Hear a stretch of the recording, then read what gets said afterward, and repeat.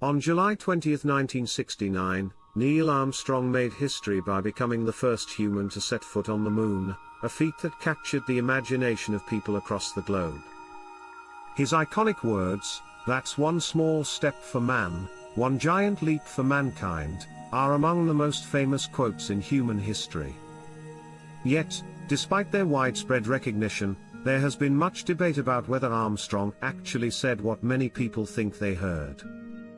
The question of whether he truly uttered those exact words or whether a small but crucial part was lost in transmission has intrigued linguists, historians, and space enthusiasts alike.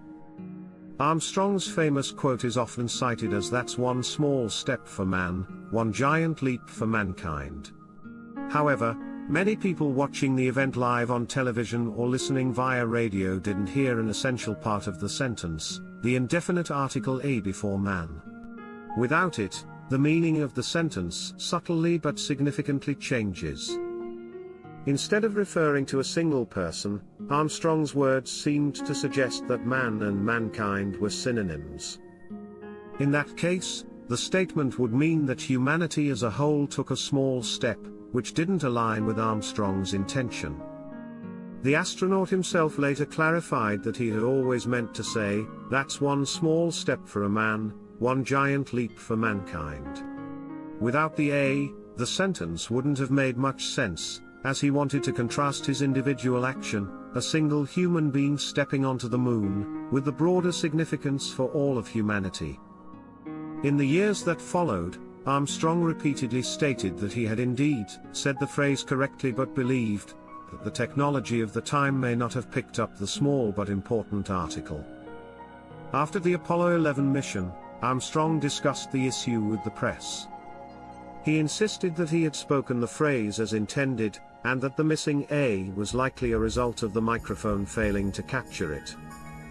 However, Armstrong also admitted that he wasn't the most articulate speaker and often blended syllables together, which may have contributed to the confusion.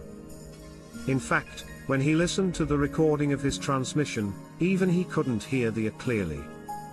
In 2006, a computer programmer added new weight to Armstrong's argument by applying digital analysis to the famous recording. Using specialized software that could isolate subtle sound waves, the programmer found a small, 35-millisecond sound bump between "for" and "man." This suggested that Armstrong had indeed left a tiny pause where the "a" should have been, though it was too brief for most human ears to pick up. While not definitive, this discovery lent some support to Armstrong's claim that the article had been there all along, but was too faint for listeners on Earth to hear clearly. Linguistic studies also provided additional context. Researchers at Ohio State University examined the speaking patterns of people from Armstrong's native region of central Ohio. They found that it was common for people from that area to blend small words like "for" and "a" together, often leaving out sounds that would otherwise be pronounced separately. This could explain why Armstrong might have said the article but not enunciated it clearly enough for it to be audible over the live transmission. The mystery deepened in 2012 when Armstrong's younger brother, Dean, appeared in a BBC documentary. He claimed that Neil had shown him the famous quote written on a piece of paper months before the Apollo 11 mission. According to Dean, Neil had planned out the statement in advance, which would indicate that the astronaut had fully intended to say "that's one small step for a man." However, this story came as a surprise to many, as Armstrong had never mentioned pre-writing the quote before. In fact, Armstrong had often said that the words simply came to him spontaneously in the moment, driven by the gravity of the occasion. Interestingly, some have speculated that Armstrong's choice of words may have been influenced by his love of literature, particularly the works of J.R.R. Tolkien. One of Armstrong's biographers suggested that the famous quote might have been inspired by a line from The Hobbit, "Not a great leap for a man, but a leap in the dark." This connection seemed plausible to some, especially since Armstrong was known to be a fan of Tolkien, even using a Tolkien-themed email address in the 1990s. Additionally, after his retirement, Armstrong moved to a farm that he named Rivendell, after the elven refuge in The Lord of the Rings. However, Armstrong himself denied having read Tolkien's books before the moon landing, making this theory unlikely. Others have speculated that Armstrong's words were influenced by NASA itself. Some believe that a NASA memo may have suggested that the first human on the moon should say something profound to mark the historic occasion. Going to the moon was, after all, a monumental achievement, and it made sense that the first person to step onto its surface should deliver an iconic line. Armstrong, however, denied having received any such memo, stating that the quote simply seemed like the most logical and appropriate thing to say at the time. Regardless of its origins, Armstrong's journey to that legendary moment was filled with adventure and challenges. His fascination with flight began early. At just 6 years old, Armstrong took his first airplane ride with his father in a Ford trimotor plane, an experience that ignited his passion for aviation. He became a Boy Scout, eventually earning the rank of Eagle Scout, and by the time he was 16, he had already obtained a student pilot's license. Interestingly, Armstrong received his pilot's license before he even had a driver's license.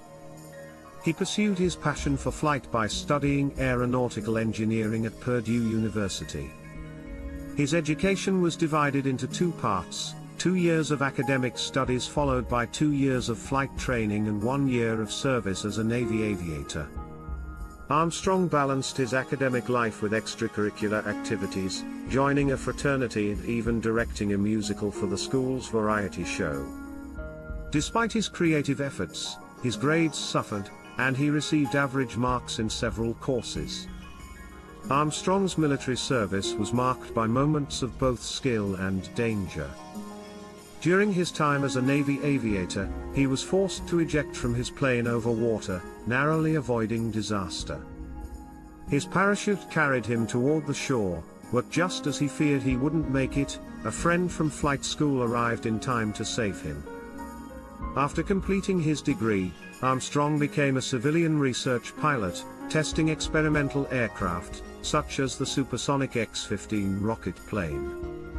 He logged more than 1,000 hours of flight time and gained valuable experience that would later serve him well in space.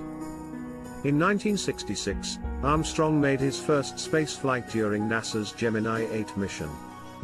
He and fellow astronaut David Scott successfully completed the first manual docking of 2 spacecraft in orbit.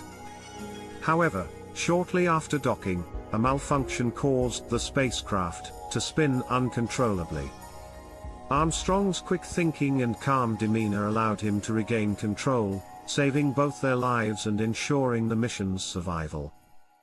By the time NASA was preparing for the Apollo 11 mission, Armstrong had proven himself to be a reliable and capable astronaut.